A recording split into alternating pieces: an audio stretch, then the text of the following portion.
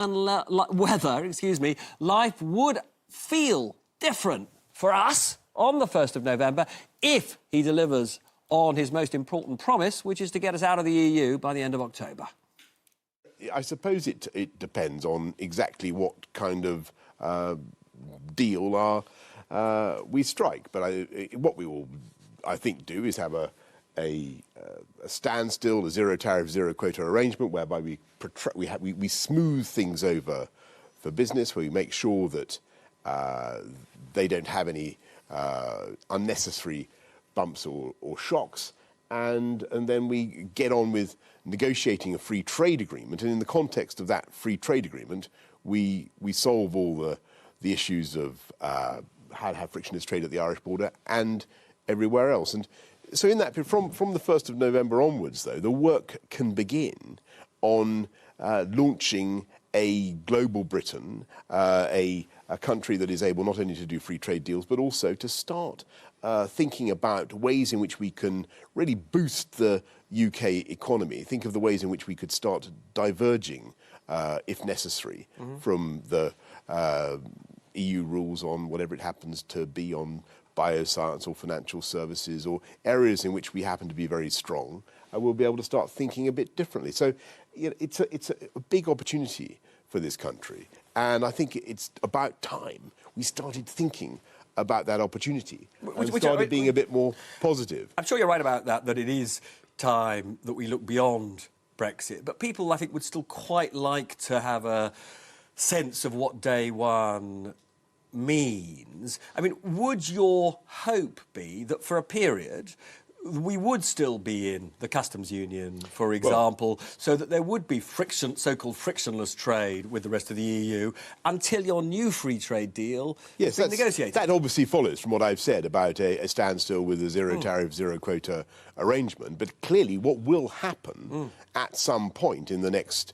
couple of years is that we will have to come out of those arrangements finally. What happens is, on October the 31st, we leave the EU's legal order. Yeah. What you might do is protract the current zero tariff, zero quota arrangement so as to smooth things over for business. But the reason it's so important to prepare for a no-deal Brexit, where you come out whole and entire on October the 31st, is because whatever happens in the next few years, we're going to have to make that kind of preparation to come out anyway. We're going to need to make that kind of adjustment, whether it's in terms of the facilitations for the Irish border or wherever. So there's a big logic. But in your ideal world, in really getting ready. But in your ideal world of what you call a standstill and the current Prime Minister calls a transition, an implementation period, or an implementation period, excuse me.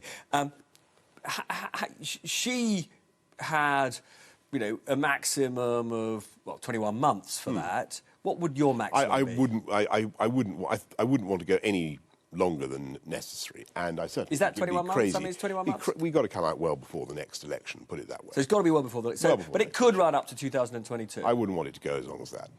We've got to, we should come out. I see no reason to come out.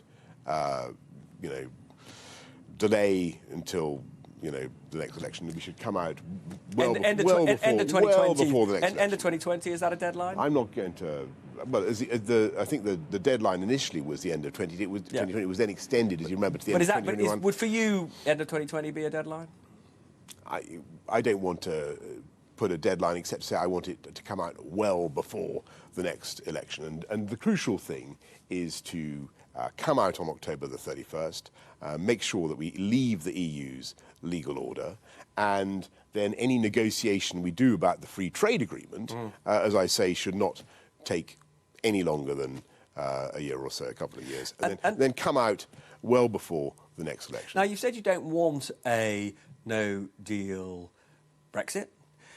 What evidence do you have, however, that keeping that either threat or risk, depending on how you want to characterise it, on the table actually helps you negotiate? Why is it helpful? Because we've got to do it anyway. We're coming out on October the 31st, and that's a hard deadline that I think our EU friends and partners understand. and we're reconciled to it. And as I say, if they won't give us a standstill, if they decide that they won't give us any kind of implementation or transition, okay, fine. We'll have to live with it. And this is an amazing country. And a lot of the so you did say that if we prepare properly, but I want to get this on this preparation. But you understand, I think the key thing that maybe people haven't understood is that a lot of the preparations that we've already made up to March the 29th and the further preparations that we're going to make and so we get really, really ready by October the 31st, they will be invaluable anyway. So even if we get a further implementation period to negotiate the FTA, you're going to need to have done such preparations. So this is the best possible position for the country to be in. But when you said you made this statement that the costs of no deal would be vanishingly small if we prepared properly. What does preparing properly mean? Well, it means there's lots of good questions. There's lots of different things you've got to get right. And as you know, there are lots of side deals that we've already done, whether it's on aviation or on financial services. A lot of work is already in place. The couple of areas I would single out that have needed special attention are the chains of administrative command in Northern Ireland. That's really got to be properly fixed. Ideally, you want Stormont up and running. But again, it probably won't be. It's not the end of the world if it isn't, but I would like it to be. Everybody wants it to be, and it should be. And then, secondly, there is still an issue with the 147,000 SMEs, small businesses, medium-sized businesses, that export to nowhere else except the European Union. Only about a third of them have got hold of the right customs forms. Now, that is because there hasn't been an adequate campaign. So will there be? to get people ready. So from the moment if you become Prime Minister, taking nothing for granted, will you do a public information campaign more or less immediately? Yes, Robert. And here's your scoop. And you will remember, because you're a brilliant journalist, you will remember the 1992 campaign, Get Ready for the Single Market. And you remember what we did then. You remember the billboards across the world, across London, everywhere, with the glowering visage of Sir John Harvey Jones saying, "Are you ready?" And I think. So will it be your glowering visage? I know, but I think there will be. What we will do is we will encourage people in a very positive way. From the moment you're there, the campaign will start. From the get-go, right. We start saying, "Look, what do you need? What help do you need? What reassurances do you need? Right. Agricultural community, farmers in Wales, small businesses, fishermen, everybody. Just-in-time supply chains. Yeah. Here is what the government has for you. Are you ready?" And we make sure everybody understands all the possible risks and eventualities. And it's by doing that, to get to the point that you made correctly just now, it's by doing that in a really wholehearted and systematic and confident way that you, of course, minimise any disruption that might take place in the unlikely eventuality of you actually having to come out on WTO terms. And your view is that because the EU is such an important market, that a trade deal with the EU is the most important trade deal that we've got to negotiate, even more important than the trade deal with the US. Well, that's a very good point. So the question which follows from that is, why are we leaving the EU? Well, because you can do a great trade deal with the EU, but you can also do a great trade deal with the US and others.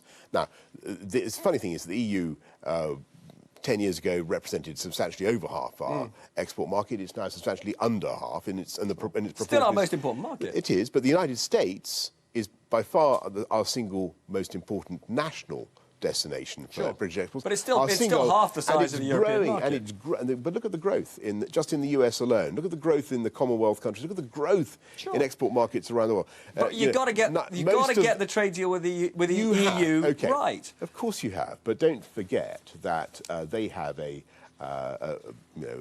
65 billion pound surplus with us in goods alone.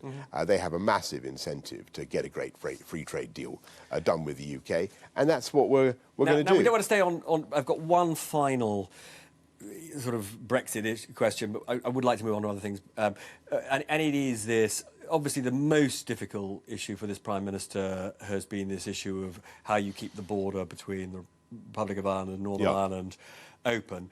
In the event that we have a no-deal Brexit, which you say you don't want, but in the event we have that, how will you keep that border open on November the 1st? Not when the kit's in place and you've got your, wonderful new technological solutions, but on November the 1st, how will you keep it open? Because we in the UK government, under no circumstances, will be imposing physical checks of any kind involved at the Northern Irish border, and nor, by the way... Doesn't it worry you that, for example, diseased meat and diseased stuff could be coming from the EU? Because obviously we remain now in a state of perfect regulatory harmony and on sanitary and phytosanitary regulations, as you know. Yeah, but you're basically saying anything and can come from the EU to us, then, while they may well impose checks the other direction. Well, they've said that they won't, and they've said that there is no need. And furthermore, you don't need to impose... If you suppose you were worried about a consignment of dodgy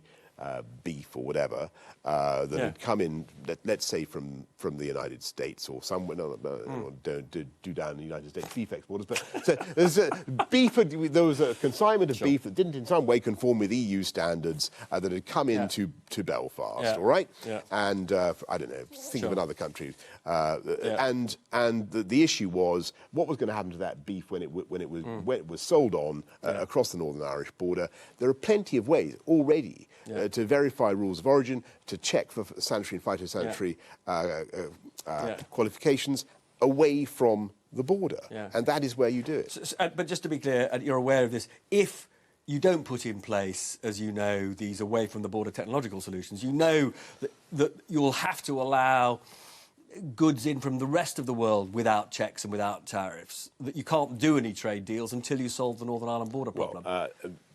Well, I don't think that's true at all. I think it is true. No, what we could get with the EU, and everybody's been around this many times, is an agreement not only not to put in border checks, and we won't put in border checks. Sure. If they decide to, that's a matter for them. But I don't think they will. I said we'll maintain an open border. Businesses north and south will continue to have full confidence, and as everybody knows, it is open to both sides in the debate, in the deal, to have a GATT 24 agreement. Now I've got three quick questions on other things. Okay, one is I ran into a lovely young individual, 15-year-old boy from your old school, Eton, and I said, "What do you and your chums think about Boris Johnson becoming Prime Minister?" And he said gleefully, "Number 20," which, as you may or may not know, refers to the fact that you would be the 20th Etonian or old Etonian to be Prime Minister. Now, does that show that this is a country that is fully functioning when it comes to social mobility, or does it show that things don't work out terribly fairly here? I think our audience knows is one Balliol man putting that question to another Balliol man. But comprehensive, educated Balliol man. But you're right. There is an issue about Balliol too. I agree about that. But the serious answer to your it's an important question. It's an important question. But about opportunity. But what I want to do is, and I don't think it actually matters where you come from, that's what your programme is for the country. And what I want to do is to level up opportunity around the country. And there is, if you look at this city, I can tell you that when I became mayor of this city, we had this area was amongst the poorest in the whole of the UK. The East End of London, we massively lifted by fighting crime. We reduced the murder rate by about 50%, by putting in fantastic transport infrastructure, and by all sorts of means of closing the opportunity gap. When I ceased to be mayor, it was the poorest people in London who'd seen the biggest increases in their life expectancy, but also their opportunities. So what I would want to do, if I'm lucky enough to be elected, is lift up the whole country in the way that London was lifted up. Or those who felt they had no opportunities in London have been able You'll forgive me, to take part. You did slightly avoid the question whether it's good or bad that an institution like Eton or like Balliol so dominates appointments to top jobs. Does that not worry you? What I want is to see better funding of education around the country. And what I've pledged to do on day one is to train £4.6 billion of spending on levelling up education funding in every school in the country. Because what I believe, and I think what everybody in the Conservative Party wants to see, is all kids in our country having access to a great education, which is the same fundamental tool that I had. Yes, I did. I'm very proud of it. I had a fantastic education. But I want all kids to have a fantastic education. And that's why the first thing we're doing is spending more on lifting per capita funding for education. And finally, Theresa May actually has only 5 women who are full members of a cabinet of 23. Will you do better than that? You're brilliant, Robert, in trying to get me to make commitments about the but cabinet. You'll be aware that there are some to... women who think that you somehow are uncomfortable with working with women. No, but that's very unfair if you consider the way I ran City Hall. Who's the most influential woman on your campaigin now? Well, we have a lot of very, very influential. Come on, name one then. Well, come on. Liz Truss, Priti Patel. So what jobs are they going to get? That's a ridiculous. That is the kind of trivialising I'm not question. I'm not going to answer. They're great. You did say earlier this week that one of the big offices of state would go to a woman. Are you sticking with that commitment? If I have already made that commitment, I'm certainly not going to resolve from it now. But what I don't want to make any further commitments. But I just remind you, when I ran City Hall, about half the top team were women. We launched the first ever strategy in this country against violence against women and girls. We did a massive amount and I will, as Prime Minister, I will continue to do absolutely everything to promote women in politics. And you just broke your golden rule. You said, as Prime Minister, and at that point, I will. I think we have to end this. Let me insert a subjunctive. I think we noticed there wasn't. Anyway, look, very nice to see you, and nice to see you, Robert. Enjoy the rest of the campaign. Thank you.